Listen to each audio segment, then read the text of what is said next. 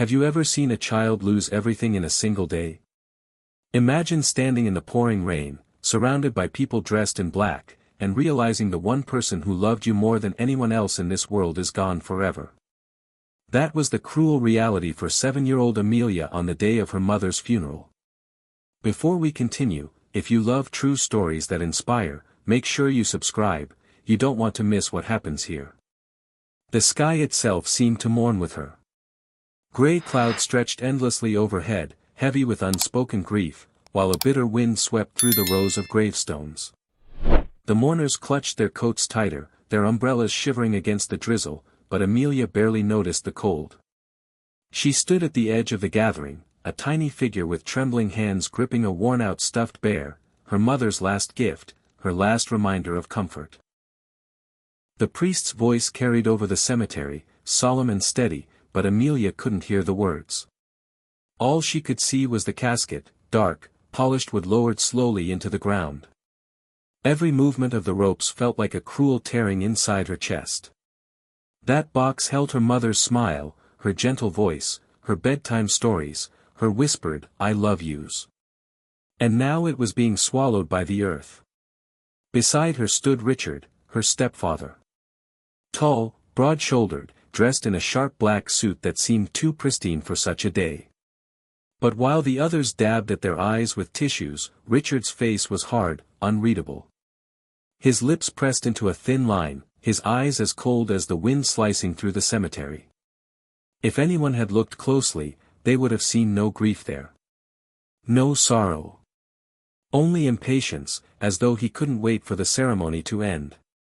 Amelia stole a glance at him, hoping, just hoping, that he might take her hand, that he might bend down and tell her everything would somehow be okay. But Richard's hands remained locked in his pockets, his gaze fixed far away, as though he were already planning his life without the burden of responsibility. Her little heart sank. She squeezed her bear tighter, pressing its frayed ear against her cheek, whispering under her breath the words her mother had told her so many times, "You're stronger than you think, my sweet girl. Never forget that."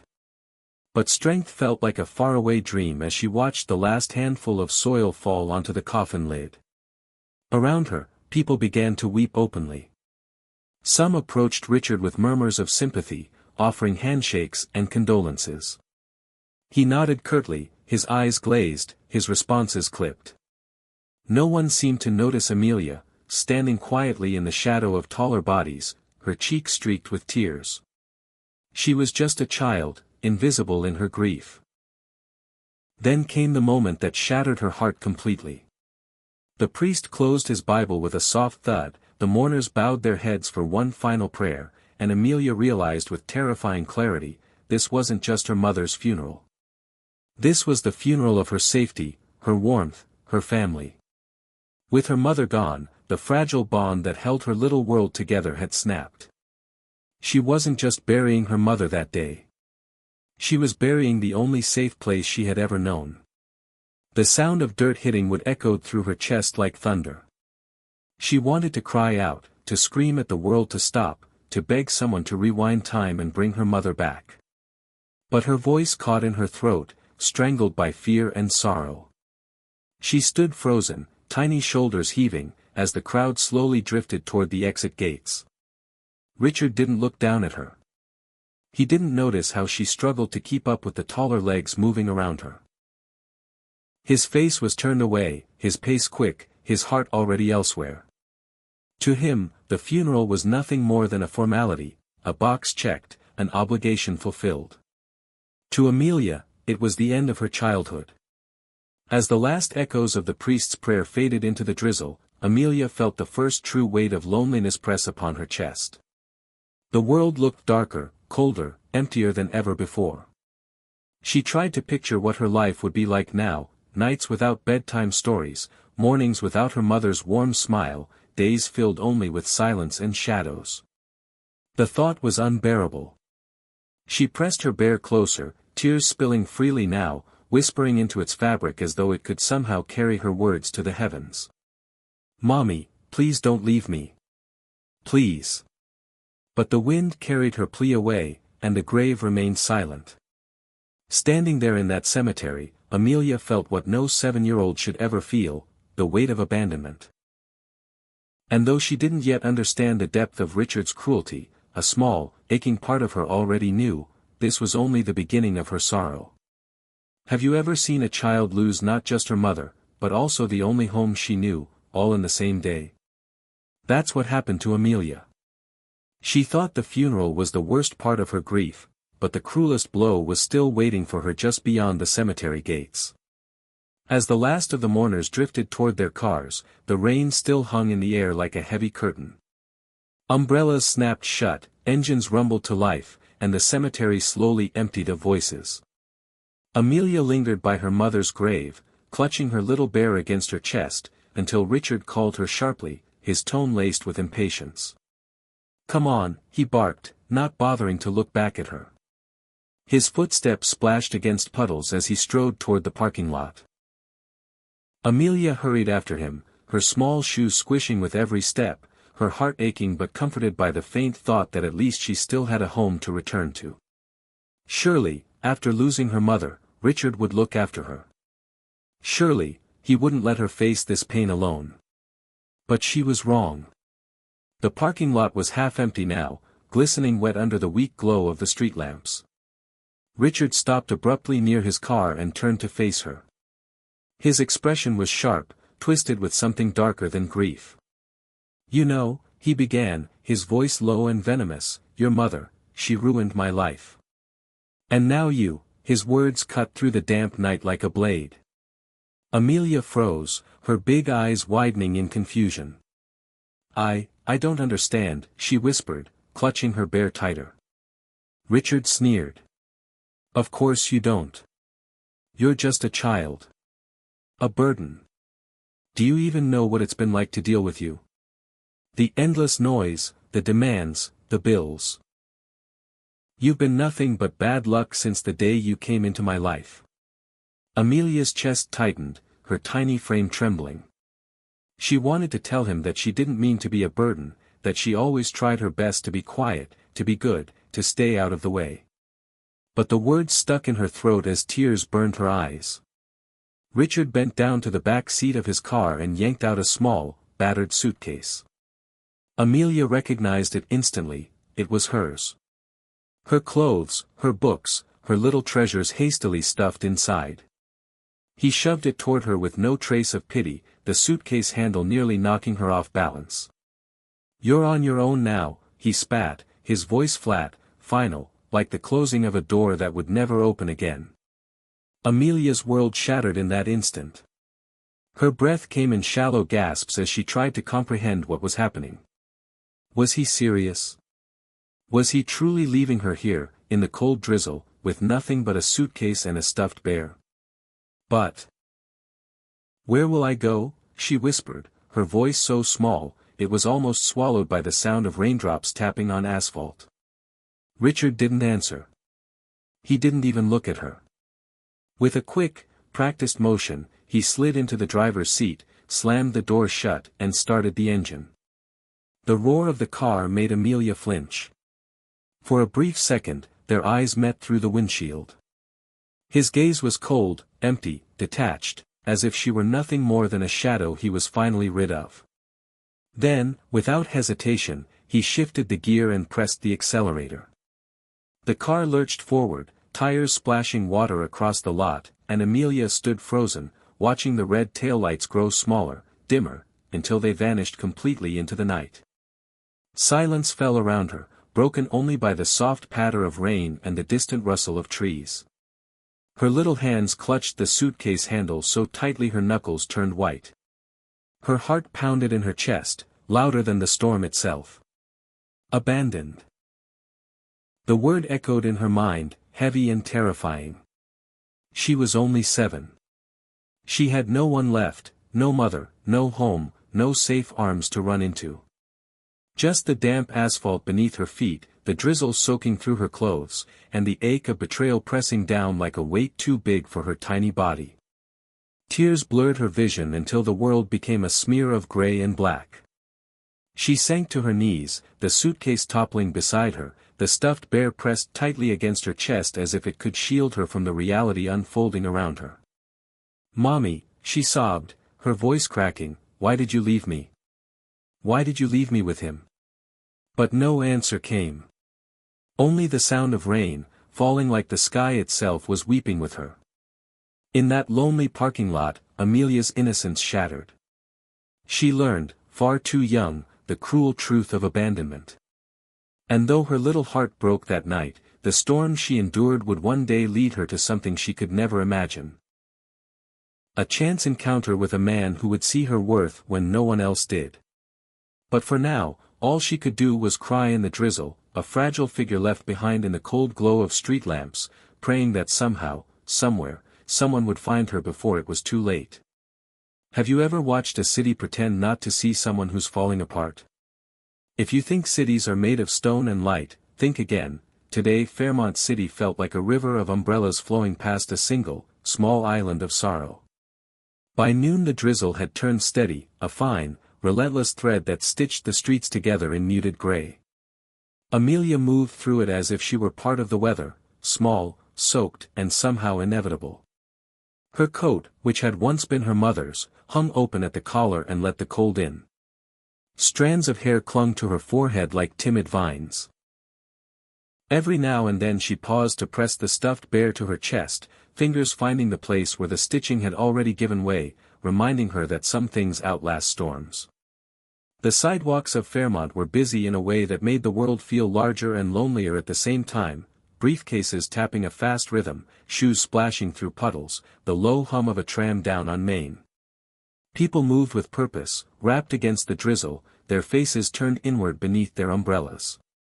When they passed Amelia, their eyes slid off her like a pebble skittering past a shore. A few glanced with the kind of curiosity that never quite becomes action, an eyebrow raised, a shifted weight, a quick calculation that concluded, someone else will help her. But no hands reached out. No one offered a jacket, a sandwich, or even a warm look that might pretend comfort into being. She drifted without destination, guided by memory more than plan. The bakery she found herself in front of smelled like yeast and sugar and the kind of warmth that remembered how to make mornings better. A bell chimed as she sat on the lowest step, and the warmth spilled onto the pavement like an invitation she felt too timid to accept. Inside, a young woman in an apron wiped a tray and laughed with a patron about something someone had said that morning.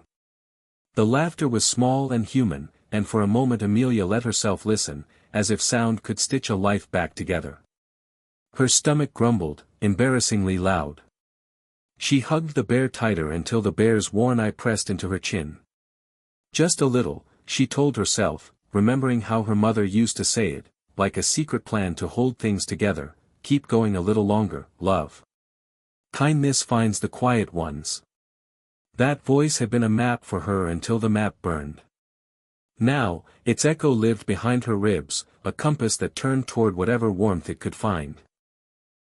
The bakery door opened again and a child no older than 12 zipped past, a paper bag cradled like treasure. He glanced at Amelia, his gaze flicking like a moth, and then a mother called him, tugging his sleeve. The boy hesitated, then kept going. The moment bent away like a reed. Amelia felt the weight of missed chances, small decisions made on someone else's behalf that ripple outward until they are a sea. She watched the street with a careful, practiced stillness. When she was very small, her mother taught her how to notice the small things, the way pigeons puffed in the wind, the exact smell of rain on hot asphalt, the different ways a man's boots could betray his mood. Now those lessons were survival tactics. She catalogued shoes, scuffed sneakers, polished pumps, muddy work boots, and used the list to imagine lives that weren't hers. Each pair that hurried by carried a story she might not borrow. Lunches she could never afford, houses that would never have room for a stray child, errands that needed to be finished. The city was full of people with closed doors, she had learned not to knock at many of them. When the rain thickened, a heat wave of steam rose from a nearby sewer grate. It carried the scent of frying oil and roasted coffee, small miracles of everyday life. A woman pushed a stroller and placed her free hand on the child's shoulder, and Amelia felt an ache so raw she had to look away.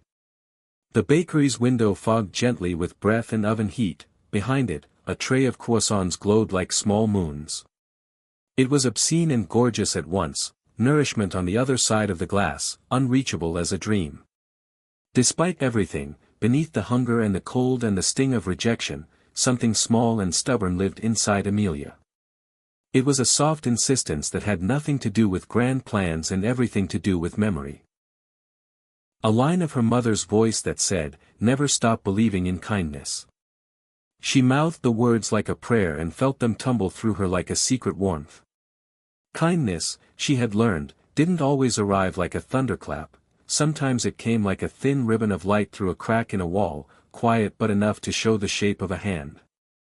She tried the hands of strangers in small ways, offering a shy smile to a woman who paused, asking quietly if she had any spare change. The woman's expression folded, moved between guilt and preoccupation, and she apologized, eyes darting, because a life could hold only so many interruptions. A man on his phone said, "Sorry, I don't have cash," and kept walking without even a glance. People answered with quick, practiced politeness that left no room for real compassion. It was as if the city had perfected the polite refusal. Hours leaked by, each stretching longer than the last. Streetlights flickered on and drew gold lines on the wet pavement. Amelia's shoes had filled with water and her toes had gone numb. The bear's fur was damp and smelled faintly of lavender and soap, her mother's perfume from better days. She pressed her forehead to the bear's soft head and let her breath fog in the cold air. She imagined a life where a hand might reach out, no grand rescues, just a steady presence, a cup of soup, a place to fold a blanket, a story read aloud so merciless silence would soften. Once, a dog padded to the end of a leash, sniffed the fallen sleeve of her jacket, and then nudged her knee with a warm, inquisitive nose. Its owner, a gray-bearded man, offered her a curt nod. Not a look of pity, just recognition that sometimes the world laid hands on people for reasons it could not explain. The dog's nuzzle burned into her memory like sunlight on her skin, a small proof that not everything had turned entirely black. As twilight edged towards evening, the city's impatience sharpened. Shops drew in their awnings, commuters folded themselves into shelters and cabs found their lanes. Amelia remained on the step, a quiet island of dripping fur and ragged breaths. She let the cold pinch her face until it felt like a new kind of clarity. The world could be merciless, yes, but she had a voice still, even if it trembled. She had lessons hidden in the ribs of her chest, lessons about bravery that was not loud but steady, like the flame inside a candle. The bakery door opened one more time. A gust of warmth washed over Amelia and for a second she imagined stepping through, imagined someone handing her a paper cup of warm broth and a napkin. But the bell's chime was swallowed by the city's noise, and the moment closed just as quickly as it had opened. She hugged the bear and pulled her knees closer, the movement almost protective. The drizzle eased into a soft mist, less of a scouring, more of a sigh.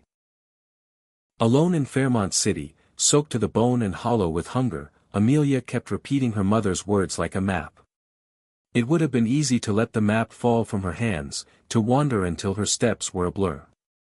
Instead, she folded the memory tight and kept it close, because sometimes surviving was as simple, and as stubborn, as remembering that kindness existed, even if it had not yet found her.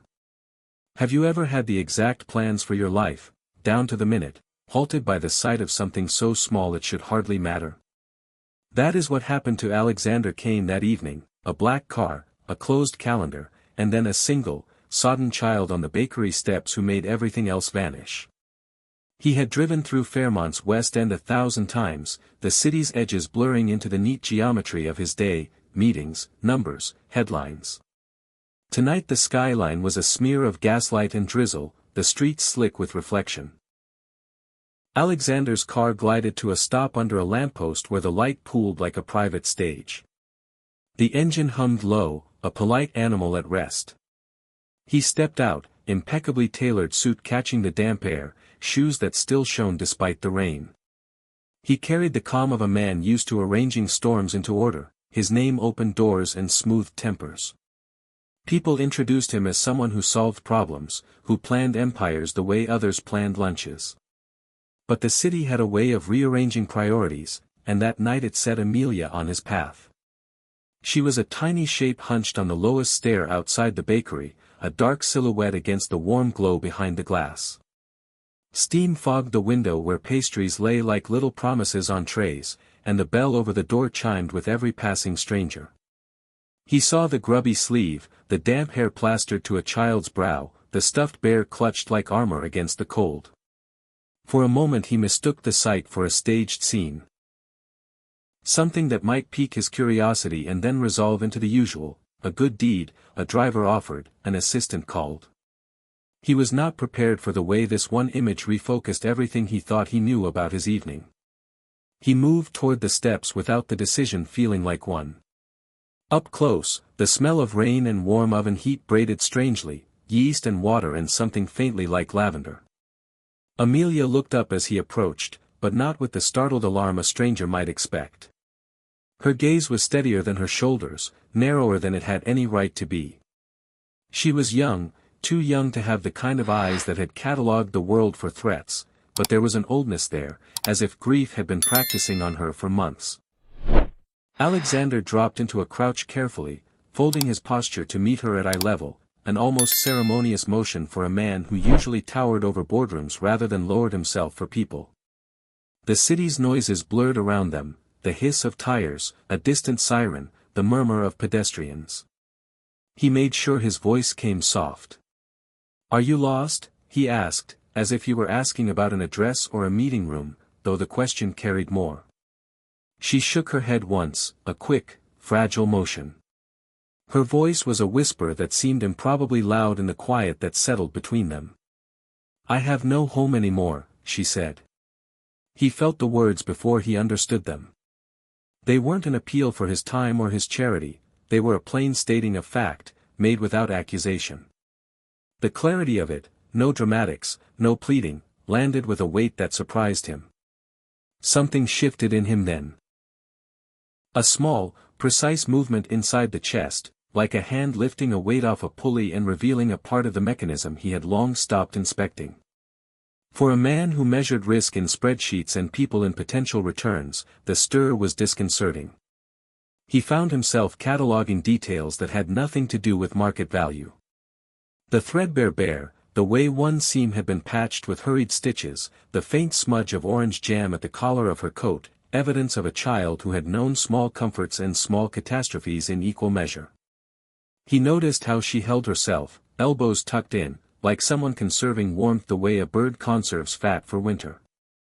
A memory, unexpected and uninvited, moved behind his eyes. Not a business plan or a ledger note, but something softer, a man in a smaller suit, a woman whose laugh he remembered from a different life, a moment when a hand had steadied him in his own youth. It came without fanfare, a filament of light through a long-closed window. He recognized the sensation not as pity but as recognition, an echo, the tiny human need that underpinned all the architecture he'd spent his life building. He felt, too, the absurdity of the tableau. Here he was, Alexander Kane, used to commanding attention, to making decisions that tilted markets, brought to a sudden stillness by a child perched on a bakery step. The contrast could have been comical, if the stakes weren't so raw. He could imagine headlines, CEO stops for child. He could imagine boardroom chatter, ways this would be swept into the tidy files of corporate philanthropy. Yet whatever solution the world would soon draft felt distant compared to the immediate fact of Amelia's smallness and the way the rain had traced river lines on her cheeks. She watched him with the guarded curiosity of someone who had learned to read motives early. He wondered how many had passed her by with pity tucked like a coin in the corner of their mouths, how many had pretended to look while really calculating their escape routes. There was no performance in her honesty, it was simply truth laid bare, and that simplicity disarmed him. Around them, life continued in its neat wrongness. A man hurried past, umbrella shielding him like a small dome, a couple laughed under a shared hood, their warmth insular and bright. Inside the bakery, a child tugged a mother's hand toward the rows of morning buns. These scenes, ordinary as they were, only sharpened the image of Amelia, a single wrong note in the city's steady symphony. He took a breath that felt like accepting a summons. The breath slid down into his ribs and stayed there, a quiet settling of intent. The stir in his chest was not melodrama.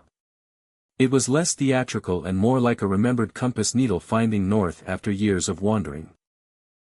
He did not yet know what he would do, and the future, ever his domain to map, suddenly held an unmapped point. For Amelia, the question had required no strategy. For Alexander, it required him to put aside the ledger for a single human account he hadn't expected to open. The streetlight above them made a halo on the wet stone, and for a crooked second the whole scene seemed reduced to its essentials: two people, one question, another answer that would change the shape of both their nights. He listened to the small electric rhythm of the city, the click of umbrellas, the distant murmur of a late tram. And in that listening, he felt the stir settle into something quieter but firmer, a beginning of a tension that was not transactional. It was not a business decision pulsing beneath a suit, it was an unadorned human recognition that, for reasons he could not fully name, mattering to this small, drenched child now mattered to him. Have you ever watched someone eat as if the food might disappear before they finish the last bite?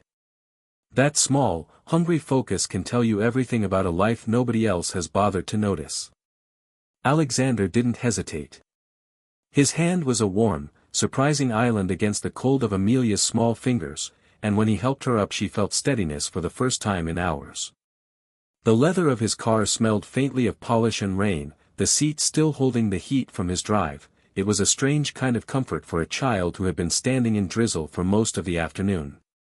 He closed the door gently behind them as if the soft sound might be less frightening than a slam. He didn't fill the silence with small talk. Instead he asked something simple and real, the kind of question that lives closer to the heart than to the mind: what's your favorite food? Amelia blinked, surprised by the normalcy of it, the smallness of the question in a world that had just stolen everything. For a second she only gripped her bear tighter, its frayed ear dug into her palm as if to anchor her. Then, careful and shy, she answered, bread and jam. And sometimes chicken soup. Her voice was small but steady, as if she were naming a treasure rather than admitting hunger. He smiled, an almost embarrassed movement for a man used to negotiating contracts and reading quarterly results. It wasn't grand, just the soft curl of someone who felt relieved to find out something ordinary about another person. Bread and jam it is, he said. There's a diner a block from here. Quiet place. They make a good soup. The diner had a neon sign that hummed bluely in the evening haze and a bell over the door that chimed like a promise when they entered. Inside, the world smelled of coffee and grease and yeast. Steam curled from a pot on the stove, and a waitress with kind eyes slid a steaming bowl across the counter as if she understood without being told. They sat in a corner booth where the vinyl was patched but warm, and Amelia's small hands reached for bread as if it were a lifeline. She ate hungrily, not messy but with the fierce economy of someone who had learned to hoard satisfaction when it came. Crumbs littered her lap, and she didn't notice. Alexander watched her. He watched the way she folded the crust of the bread between her fingers, the way she closed her eyes for a moment as if to burn the taste into memory.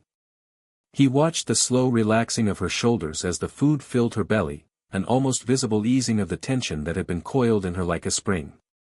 What astonished him was not the eating itself but the economy of expression, a child who had learned to contain grief in tight folds so it would not spill over and frighten strangers. When she finished, she pushed her bowl aside and looked at him with the kind of openness that only makes sense when a child has nothing left to hide. My mother used to make soup like this, she said. She would hum when she stirred it.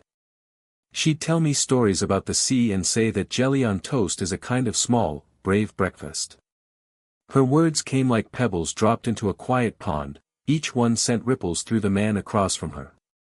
Her story spilled out in small, factual sentences: the funeral in the morning, the smell of lilies, the priest's soft voice, the procession of faces who offered condolences and then left, like currents pulling away, and finally, the parking lot, Richard's sharp voice, the suitcase thrust into her hands, the car that drove away leaving her with rain and a bear and a cold shape where a family had been.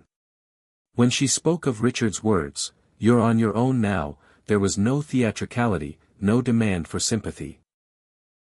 She said it like someone reciting a weather report, a fact to be noted and accounted for.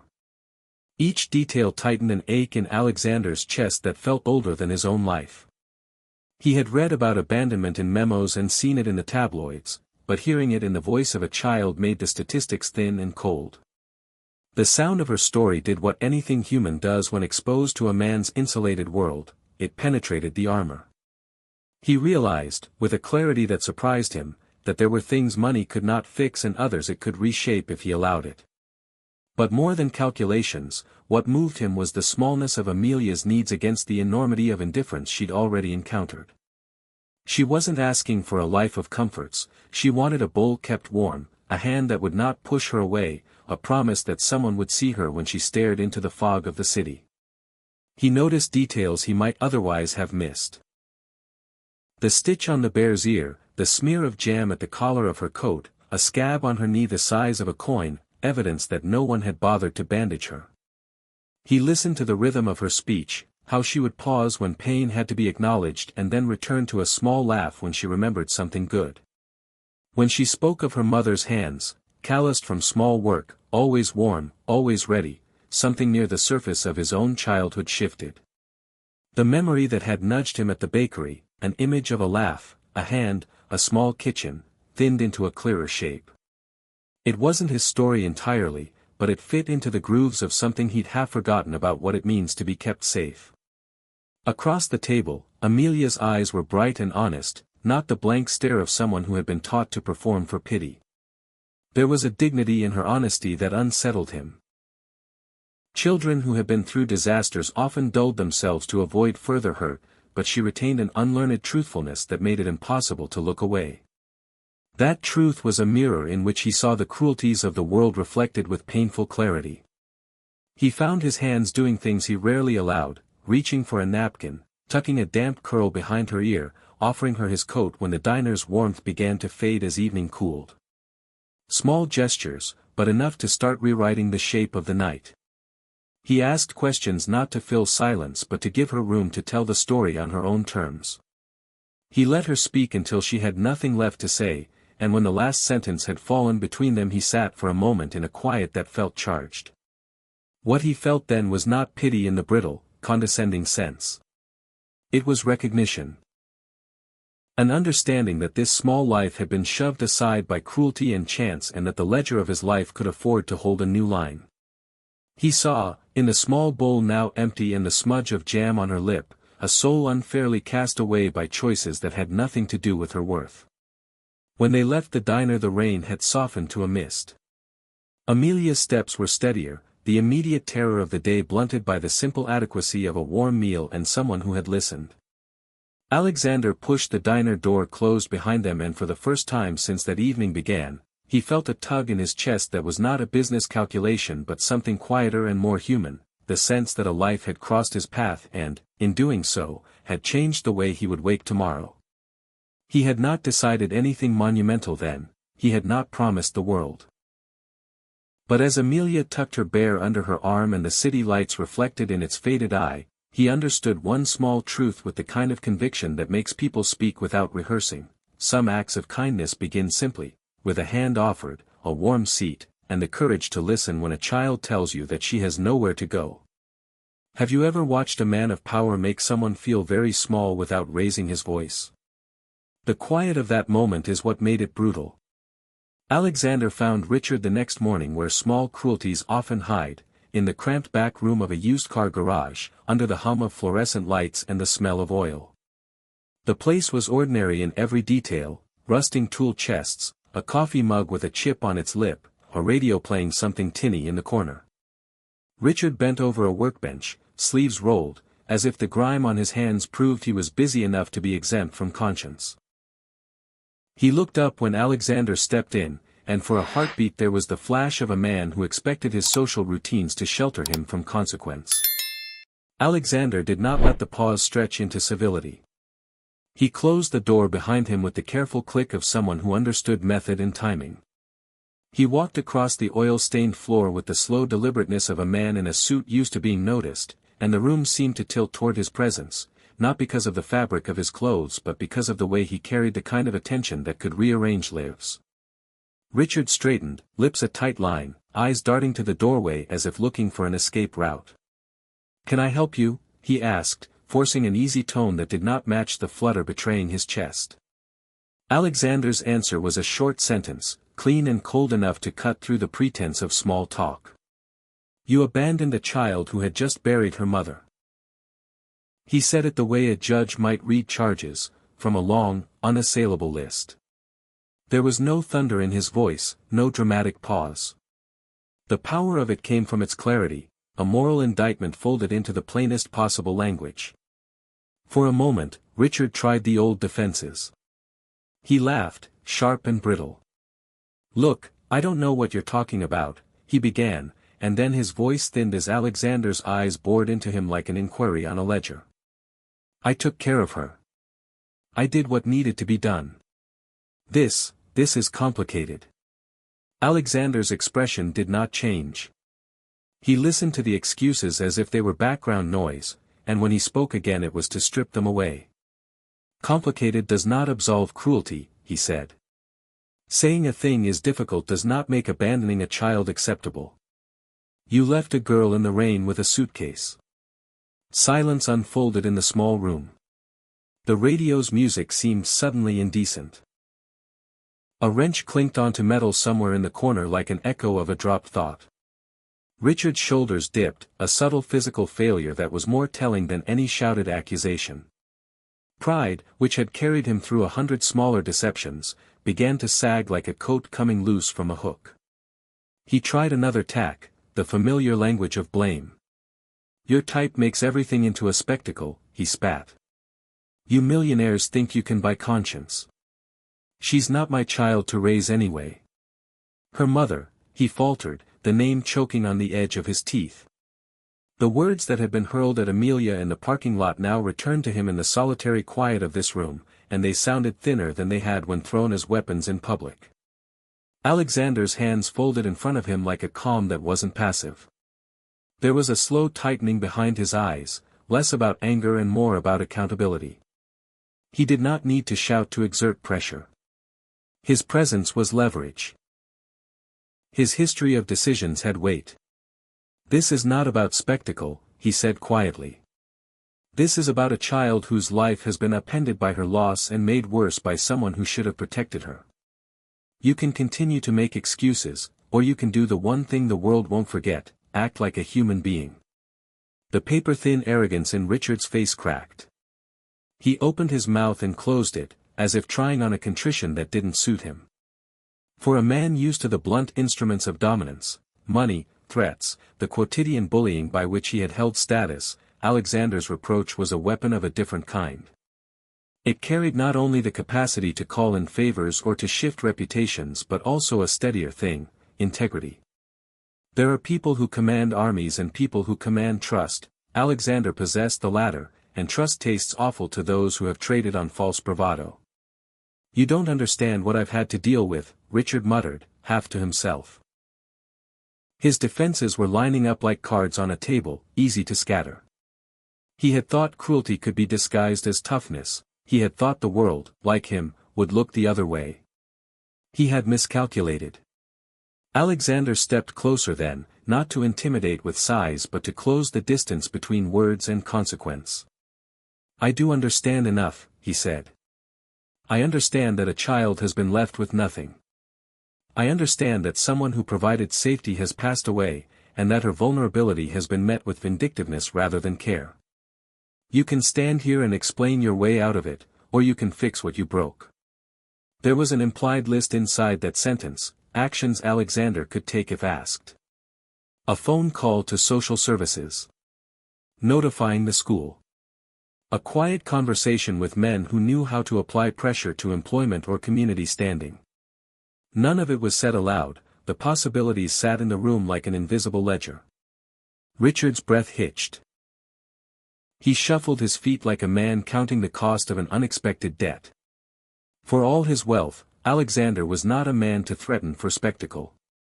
His move was measured, he wanted remedy, not revenge.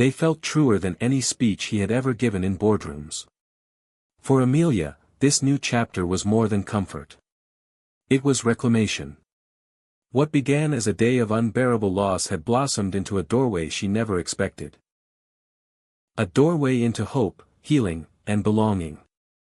She still missed her mother, and she always would. But now, the memory of loss no longer carried only darkness. It also carried the reminder that kindness exists, that strangers can become family, and that even in the deepest sorrow, new beginnings are possible. On that morning, with the sun painting gold across both the city skyline and a little girl's future, the story of Amelia and Alexander was no longer about grief or cruelty. It was about something infinitely stronger. It was about the miracle of being found. One act of kindness can change a life forever. If this story moved you, like, subscribe, and share, because hope grows when we spread it.